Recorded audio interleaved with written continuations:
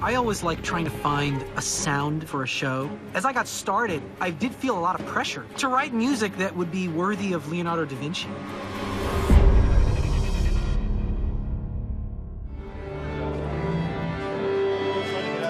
Good morning. Yeah. For real. We are on for real. When David Goyer called me to work on Da Vinci's Demons, I knew right away I've got to really learn more about Renaissance music.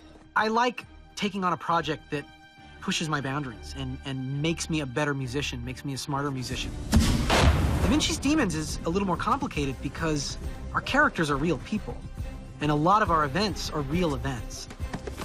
One of the things that I stumbled upon that got my juices flowing was I read about how Leonardo da Vinci does this thing called mirror writing. He would write things forward and he would write things backwards.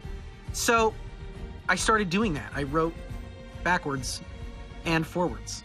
And my idea was to create a theme that was a palindrome, meaning that if you played it forwards and then turned around and played it backwards, it's identical. So I actually had to write from two directions. Whatever my first note was going to be the last note. Second note was going to be the second to last note, and I'd write my way into the middle, which is ultimately how I ended up with that tune. Da, ba, ba, ba, ba, ba, ba, ba, ba.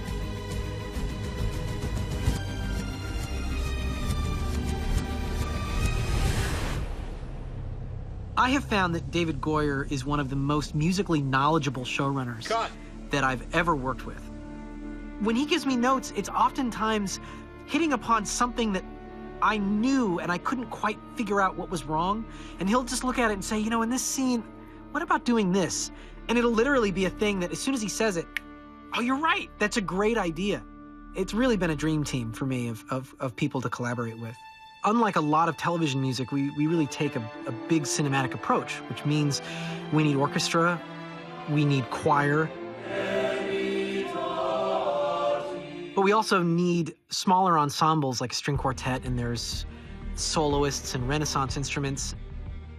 So when we come into the studio, we're usually recording one thing at a time, because to get all these things in one room at once wouldn't make a lot of sense. Music has a big job to do, and it doesn't always stand out, but without it, I think the show wouldn't connect in the same way. There's a lot of things that I draw from in pulling together a score like this. The time period is a factor, the location, the historical figures, but ultimately it's the drama. It's the characters, the character arcs. This show, more than any other, defies being categorized.